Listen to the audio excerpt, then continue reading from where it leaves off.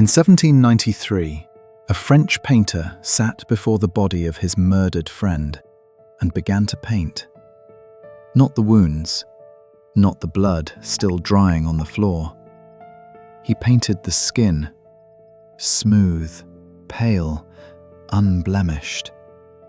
But the real Jean-Paul Marat had none of that. His body was covered in sores, blisters, a disease so painful he could barely stand fabric against his skin. None of that appears anywhere on this canvas.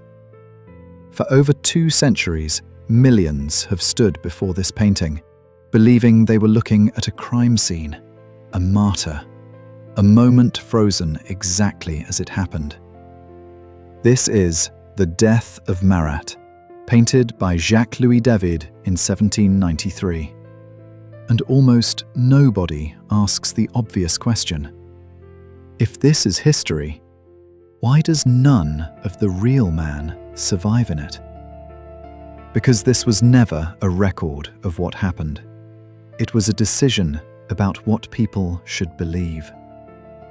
July 13th, 1793, the height of the French Revolution and the height of its paranoia. A young woman named Charlotte Corday arrived at Marat's door. She was 24, from Normandy, aligned with the Girondins, the moderate faction Marat had spent months attacking in his newspaper. She told his household she carried something urgent: names, a list of traitors gathering in Caen, enemies of the revolution that Marat would want to know. It worked. She was let in. Marat was in his bath, as he often was, working. Corday began naming the conspirators. He wrote them down, and as he wrote, she reached into her dress and pulled out a kitchen knife. One strike, straight through the chest. He was dead within minutes. Corday did not run. She stood there and waited to be arrested. At her trial, she offered no remorse, only a single sentence that would follow her into the history books.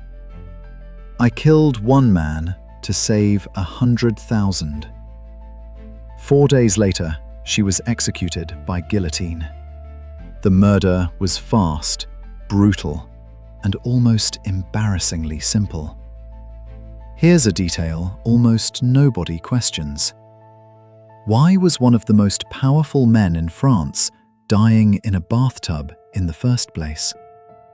The answer is unglamorous. Marat suffered from a severe chronic skin disease, likely a form of dermatitis, that covered his body in painful, weeping sores. The only relief he ever found was soaking for hours in a medicinal bath. So he adapted.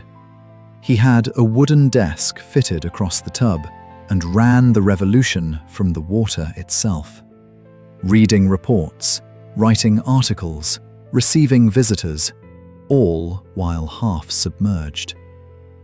That is why Corday found him there. That is why the blade met exposed, damaged skin instead of clothing. And yet, in David's painting, none of this exists. The skin is smooth, flawless, untouched by disease. The first quiet edit, hidden in plain sight for 230 years. Here's what most museum labels leave out. Jacques-Louis David was not some neutral witness hired after the fact. He was Marat's friend, his political ally, a sitting member of the National Convention, the very body governing revolutionary France. Months before this murder, David had voted for the execution of King Louis XVI. He was not an outsider looking in on the bloodshed. He was part of the machine producing it. As a member of the Committee of Public Instruction, essentially the convention's unofficial propaganda office, David had already been tasked with building a gallery of revolutionary martyrs, heroes the public could rally behind. Which means the most devastating image of the revolution's dead was painted by one of the men who had helped decide who should die. This was never simply mourning.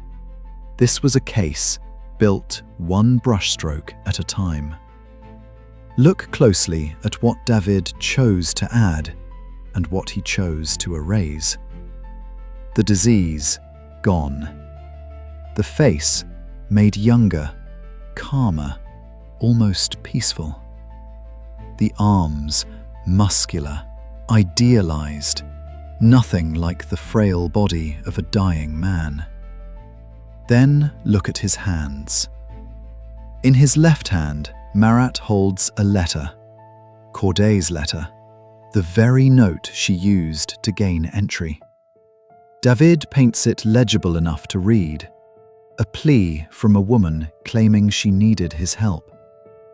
Beside the tub sits a wooden writing box, and on it a second note, showing Marat in the act of arranging money for a struggling war widow. Together, these details tell a very specific story. Marat wasn't just murdered. He was murdered mid-kindness, betrayed by the very compassion Corday exploited to get close to him.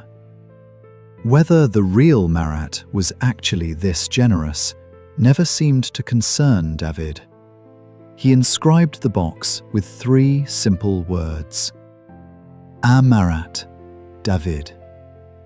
Not just a signature, a dedication carved onto a tomb that never physically existed. Now look at the pose itself. Marat's arm hangs limp over the edge of the tub, exactly the way Christ's arm hangs in centuries of paintings depicting the deposition, the moment his body is lowered from the cross. The wound sits just below the collarbone, small, bloodless, almost gentle, like a stigmata. This was not an accident. David had studied Caravaggio closely, particularly the entombment of Christ, and the echo is unmistakable. The slack posture, the lighting, the stillness of a body that has already surrendered. Here is what makes this so strange. The revolution had just abolished the church. Religious imagery was politically dangerous, almost forbidden. And yet David reached directly into that forbidden visual language and used it anyway, giving a murdered journalist the exact same visual treatment once reserved for saints. Above the body, the canvas is empty, a flat, dark void holding nothing at all. That emptiness does something strange to the eye. It lifts Marat out of the room entirely, out of politics, out of blood and betrayal, into something that feels closer to eternity. But sainthood, it turns out, has an expiration date. By 1794, the political tide had turned. Robespierre was executed. The cult around Marat collapsed almost overnight. His remains, once carried in triumph to the Pantheon, were quietly removed just months later. David himself was imprisoned, narrowly avoiding the guillotine that had claimed so many around him. Decades later, when Napoleon fell, David was exiled to Brussels, and he took the painting with him. For years, it simply disappeared. Too dangerous, too radioactive. A relic of a hero nobody wanted to remember anymore. For decades, the painting sat forgotten, dismissed as crude propaganda nobody wanted to claim. Then, in 1846, the The poet Charles Baudelaire saw it and wrote an ode praising its raw, emotional truth. That single essay revived it, transforming a piece of political fiction into what critics now call a masterpiece. Which brings us back to that skin. Smooth, flawless, untouched by the disease that defined the real man's final years. That single missing detail was never an accident. It was the entire point. This was never a crime scene. It was a construction, built by a friend, a politician, a man who understood that grief could be shaped into propaganda if you simply removed the parts that made it human. David didn't paint what happened in that bathtub. He painted what he needed people to feel. For 230 years, we've called this truth. Maybe the real subject was never Marat at all, but how easily a lie becomes history. The moment enough people choose to believe it.